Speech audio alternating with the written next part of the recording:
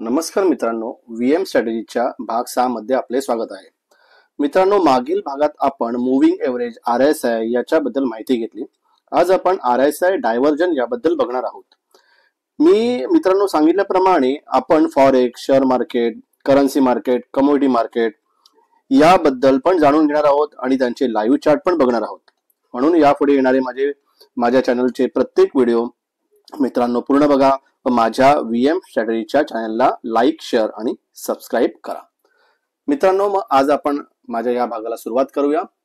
मित्रांनो, स्क्रीनवर दिसत असल्याप्रमाणे इथे RSI चा डबल टॉप आणि RSI डबल बॉटम असे दोन सिनारिओ दिसत आहेत. आता मित्रांनो बघा, RSI डबल टॉप म्हणजे काय.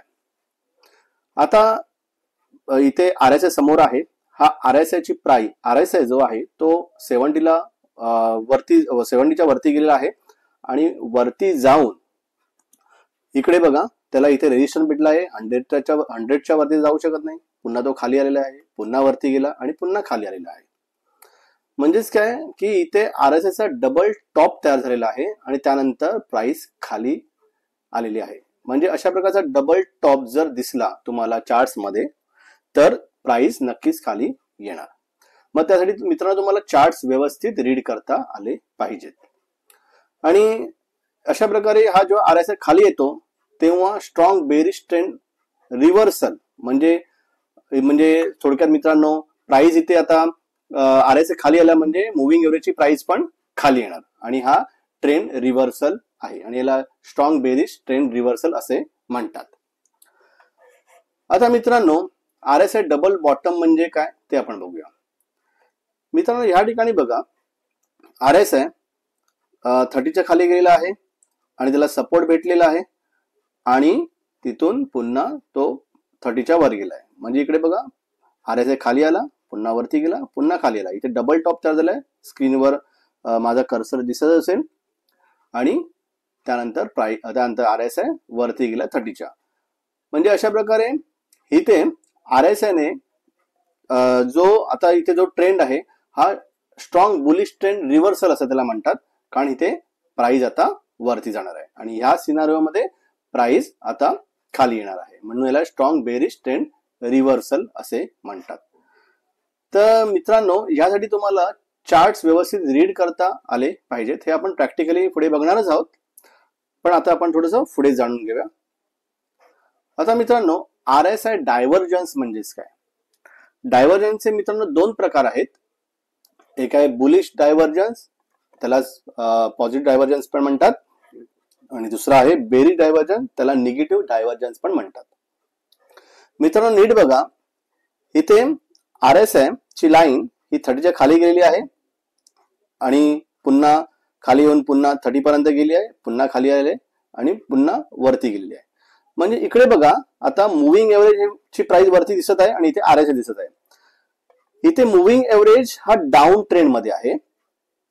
म्हणजे ग्रीन लाईनने रेड लाईनला खाली क्रॉस ओव्हर केलेला आहे, खाली क्रॉस दिलेला आहे आणि प्राइस खाली येत आहे. बरोबर आहे. मग त्याप्रमाणेच त्याच वेळी RSI हा अप ट्रेंड मध्ये जात आहे, म्हणजे वरती जात आहे. बघा प्राइस नीट बघा मित्रांनो, मूव्हिंग एव्हरेज मध्ये प्राइस खाली जात आहे आणि RSI वरती जात आहे. बघा याचे दोन पॉइंट्स इकडे तुम्हाला बघायला मिळतील. प्राइस खाली जात आहे आणि RSI वरती जात आहे.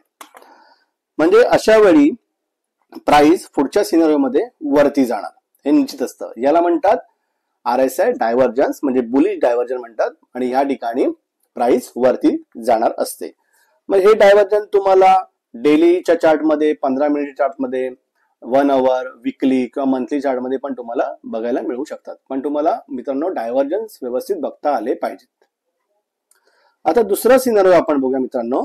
इथे आहे बेरिश डायव्हर्जन, म्हणजे त्याला म्हणतात निगेटिव्ह डायव्हर्जन्स. आणि मित्रांनो या ठिकाणी बघा RSI ची लाईन ही 70च्या वरती गेलेली आहे, पुन्हा RSI खाली आला, पुन्हा वरती गेला आणि पुन्हा 70च्या खाली आला, म्हणजे 50च्या पण खाली गेला. आता मित्रांनो बघा या ठिकाणी मूव्हिंग एव्हरेज आहे तिकडे प्राइस वरती जात आहे. म्हणजे ग्रीन लाईनने रेड लाईनला क्रॉस ओव्हर वरती केला आहे, अप ट्रेंड थोडक्यात, म्हणजे प्राइस वरती गेलेली आहे. आणि त्याच वेळी RSI ची जी लाईन आहे, RSI आहे तो खाली खाली जातोय. म्हणजे बघा प्राइस वरती वरती जाते, RSI खाली खाली जातोय. म्हणजे तुम्ही हे 2 पॉइंट्स बघा इकडे. म्हणजेच काय याचा अर्थ असतो की इथे कुठेतरी जो आता ट्रेंड आहे हा ट्रेंड बदलणार आहे. आणि मित्रांनो हे दोन्ही डायव्हर्जन्स आहेत, हे दोन्ही डायव्हर्जन्स हायर चार्टवर अवलंबून असतात. म्हणजे कसं, आता इकडे बघा मित्रांनो, जर हायर चार्ट जर बुलिश असतील तर तुम्हाला हा पॉझिटिव्ह डायव्हर्जन्स भेटणार छोट्या चार्ट्समध्ये, लहान चार्ट्समध्ये. आणि जर हायर चार्ट्स हे बेरिश असतील तर तुम्हाला लहान चार्ट्समध्ये, छोट्या चार्ट्समध्ये तुम्हाला हे निगेटिव्ह डायव्हर्जन्स म्हणजे बेरिश डायव्हर्जन तुम्हाला बघायला मिळतात. मग त्यासाठी तुम्हाला डायव्हर्जन्स आणि चार्ट रीडिंग हे अतिशय व्यवस्थित प्रकारे तुम्हाला आले पाहिजेत. आता मित्रांनो, आता तुम्हाला डायव्हर्जन्स हे तुम्हाला कळले असतीलच. तर bullish divergence, positive divergence, bearish divergence, negative divergence पुन्हा एकदा आपण थोडक्यात एक्सप्लेन करूया. पॉझिटिव्ह डायव्हर्जन म्हणजेच काय, मुव्हिंग एव्हरेजची प्राइस खाली खाली येते आहे, डाऊन ट्रेंड होतोय तिथं, पण त्याच वेळी RSI हा अप ट्रेंडला जातोय, RSI डाऊन जात नाहीये आणि RSI जो आहे वरती वरती येतोय. म्हणजे प्राइस खाली जाते मुव्हिंग एव्हरेजची, पण RSI वरती येतोय. याला म्हणतात पॉझिटिव्ह डायव्हर्जन्स. आणि यासाठी हायर चार्ट बुलिश असणं गरजेचं आहे. त्यामुळे लोअर चार्टला अशा प्रकारचा सिनेरिओ बघायला मिळतो. दुसऱ्या ठिकाणी हायर चार्ट जर बेरिश असतील तर लोअर चार्ट मध्ये तुम्हाला बेरिश डायव्हर्जन बघायला मिळतो. बघा प्राइस इथे प्राइस वरती वरती जात आहे, पण RSI खाली खाली जात आहे. म्हणजे समजून जायचं की पुढच्या वेळी ट्रेंड रिव्हर्सल होईल आणि हा बुलिश ट्रेंड वरून हा बेरिश ट्रेंडला जाऊ शकतो. मग या दोन्ही सिनारिओ मध्ये हायर चार्ट महत्वाचे आहेत मित्रांनो. आता आपण मित्रांनो ट्रेडिंग व्यू या चार्टिंग सॉफ्टवेअरवर जाऊया आणि थोडीशी आपण प्रॅक्टिकली नॉलेज घेऊया. बघा इथे जी मित्रांनो ग्रीन लाईन दिसत आहे, ब्ल्यू लाईन दिसत आहे, त्याच्यामध्ये बघा इथे बघा मित्रांनो, प्राइस वरती गेली, नंतर प्राइस खाली आली आणि त्याच वेळी इकडे बघा जो RSI आहे, RSI 2 पॉइंट्स आहेत, ते थोडे हा डाऊन खाली आहे आणि हा थोडा वरती आहे. बघा नीट बघितला तुम्हाला दिसेल. तर अशा वेळी प्राइस ही वरती जाणार. म्हणजे इथे प्राइस खाली खाली येते, पण RSI वरती वरती जातोय. म्हणजे इथे एक डायव्हर्जन्स तुम्ही छोटासा बघू शकता. प्राइस खाली खाली जाते आहे, पण RSI हे टोक आणि हे टोक, म्हणजे हे टोक वरती आहे आणि हे टोक खाली आहे, म्हणजे RSI वरती जातोय. मग थोडक्यात काय बघा पुढचा सिनेरिओ काय, आणि प्राइस खूप प्रचंड प्रमाणात वरती गेलेली आहे. बघा प्राइस इथून 437 पासून ती 637 पर्यंत गेलेली आहे, त्याच्यावरती पण गेलेली आहे. तुम्ही बघू शकता बघा किती वरती गेलेली आहे प्राइस. हा टाटा मोटरचा चार्ट आहे आणि टाटा मोटर्सचे जे हायर चार्ट जर बुलिश असतील तर अशा प्रकारचा डेली मध्ये किंवा 3 आवर्स मध्ये तुम्हाला अशा प्रकारचा सिनारिओ तुम्हाला मित्रांनो बघायला मिळेल. आता आपण मित्रांनो फॉरेक्स मध्ये जे गोल्ड मध्ये ट्रेडिंग होतं, XAU USD म्हणजे गोल्ड असतं, ते आपण पुढे फॉरेक्स मध्ये आपण शिकणार आहोत. त्याबद्दल आपण जरा त्याचे चार्ट्स जरा बघूया. इथे मी फॉरेक्सचा चार्ट लावलेला आहे आणि थोडं RSI बद्दल थोडं जाणून घेऊया. बघा मित्रांनो हा सिनेरिओ बघा, इथे RSI हा एकदम 20च्या पण खाली गेलेला आहे आणि तेव्हा प्राइस पण खाली आलेला आणि RSI पण खाली आलेला आहे.